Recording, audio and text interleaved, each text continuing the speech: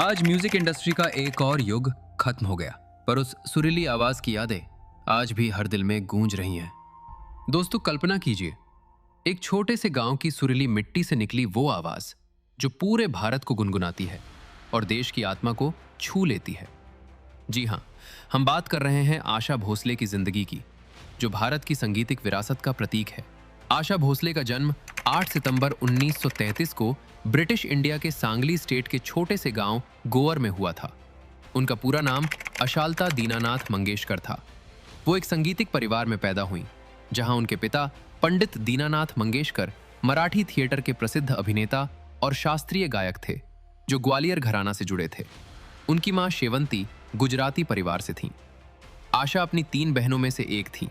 बड़ी बहन लता मंगेशकर, मीना मंगेशकर और छोटी बहन उषा मंगेशकर, और एक छोटा भाई हृदयनाथ मंगेशकर। घर में संगीत की परंपरा बहुत मजबूत थी। पिताजी ने बचपन से ही उन्हें शास्त्रीय संगीत की तालीम दी, उनके शिष्यों के साथ प्रैक्टिस और पिताजी के थिएटर शोज को सुन सुनकर। आशा ने खुद को एक्सीडेंट सिंगर कहा था, क्योंकि वो रोज रियाज करती थी। बचपन संगीत, थिएटर और परिवार के प्यार से भरा था। ये संस्कार उनकी पूरी जिंदगी की बुनियाद बने। पिताजी की मराठी, कोंकणी और मां की गुजराती जड़ों ने उनमें भारत के विविध संगीतिक रंग भर दिए। ये समय उनके लिए सुखों भरा था, जब भारत की आजादी की लहरें भी चल रही थीं और संगीत देश की एकता का माध्यम बन रहा था। पर यह सुखों भरा बचपन जल्द ही एक बड़े आघात से गुजरने वाला था। 1942 में जब आशा सिर्फ 9 साल की थी, उनके पिता पंडित दीनानाथ मंगेशकर की मृत्यु हो गई।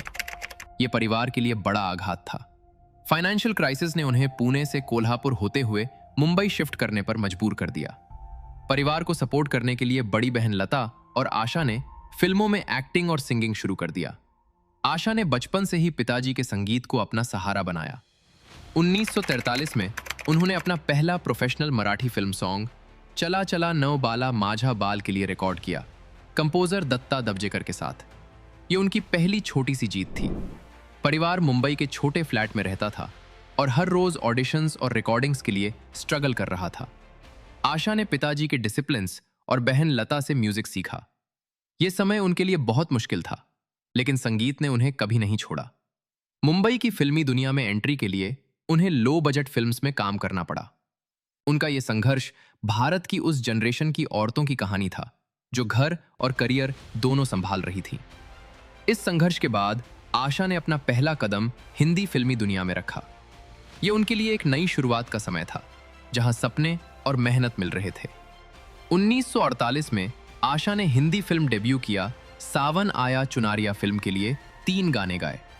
उसी साल अंधोन की दुनिया में भी काम किया।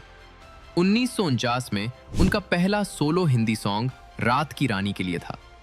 1950 के शुरू में उन्होंने लो बजट फिल्म्स में बहुत गाने गाए, जब गीता दत्त, शमशाद बेगम और लता मंगेशकर डोमिनेंट थे। उन्होंने AR कुरैशी, सज्जाद हुसैन, S मोहिंदर जैसे कंपोजर्स के साथ काम किया। ये उनके सफर में नए रास्ते खोल रहा था। 1952 में संदिल फिल्म में सज्जाद हुसैन के साथ रिकॉग्निशन मिली। छम छमा छम 1952 में OP नैयर के साथ 10 में से 11 गाने उन्होंने ही गाए। बूट पॉलिश 1954 और परिणीता 1953 ने उनकी पॉपुलैरिटी बढ़ाई। ये समय उनके करियर की बुनियाद था, जहां उन्होंने अपनी अलग आइडेंटिटी बनानी शुरू की। ये छोटी सी जीत बड़ी बड़ी सफलताओं का आगाज थी। आशा अब फिल्मी दुनिया में अपनी अलग आइडेंटिटी को और मजबूत बना रही थी। 1950 के दशक के बीच में OP नायर के साथ आशा का कोलैबोरेशन करियर टर्निंग पॉइंट बना। ये उनके सफर का सबसे बड़ा मोड़ था, जहां उनकी आवाज को नई ऊंचाइयां मिली। 1957 की नया दौर फिल्म में उन्होंने लीड एक्ट्रेस के सब गाने गाए, जैसे मांग के साथ तुम्हारा और उदें जब जब जुल्फें तेरी। ये डुएट्स और सोलो हिट्स ने उन्हें स्टारडम दिया। उनकी आवाज ने ऑडियंस को जादू में ले लिया और फिल्मी दुनिया में उनका नाम चमक उठा। BR चोपड़ा के साथ भी काम किया, धूल का फूल, गुमराह, वक्त, हमराज जैसे फिल्म्स में। यह समय उनका करियर पीक था, जहां उनकी वर्सेटाइल वॉइस को पहचाना गया। उन्होंने एल्विस प्रेस्ली और वेस्टर्न म्यूजिक से भी इंस्पिरेशन ली और अपना यूनिक स्टाइल बनाया। ये यूनिक स्टाइल भारत के ट्रेडिशनल संगीत और नए जमाने को जोड़ता था। आशा की ये जीत सिर्फ उनकी नहीं, बल्कि पूरे संगीत जगत की जीत थी, जो महिला शक्ति और देशभक्ति को गाने के जरिए जगाती थी। पर करियर के साथ जिंदगी के पर्सनल मोड़ भी आए, जो उनकी मजबूती को और चमकाते हैं, भारत की महिला शक्ति का प्रतीक बनाते हैं। 1949 में 16 साल की उम्र में आशा ने गणपतराव भोसले, जो लता जी के सेक्रेटरी थे, से शादी की। ये शादी परिवार के अगेंस्ट थी। 3 बच्चे हुए, हेमंत, वर्षा और आनंद। शादी मुश्किल रही। 1960 में सेपरेशन हो गया और गणपतराव 1966 में गुजर गए। आशा ने सिंगल मदर बनकर करियर और परिवार दोनों संभाले। इस दौरान उन्होंने अपना स्ट्रगल जारी रखा। 1980 में उन्होंने आर.डी. बर्मन से शादी की, उनका दूसरा विवाह। यह पर्सनल चैलेंजेस के बावजूद उनकी संगीतिक यात्रा जारी रही। आशा ने कभी हौसला नहीं छोड़ा। आशा की यह कहानी भारत की हर उस महिला की कहानी है जो घर और करियर के संघर्ष में अपने सपनों को जिंदा रखती है। उनकी नई शुरुआत ने उन्हें और मजबूत बनाया। उनकी आवाज और हिम्मत आज भी देश की बेटियों को इंस्पायर करती है कि हर मोड़ पर लड़ना और जीतना जरूरी है। ये उनकी जिंदगी का वो हिस्सा था जहां उन्होंने हर तकलीफ को अपनी संगीतिक ताकत में बदल दिया और भारत की एकता और महिला शक्ति का सुंदर उदाहरण बन गई। इसी दौरान एक नया संगीतिक रिश्ता उनकी जिंदगी बदल देता है। यह रिश्ता था आर.डी. बर्मन यानी पंचम के साथ, जो उनके करियर का सबसे लेजेंडरी चैप्टर बना।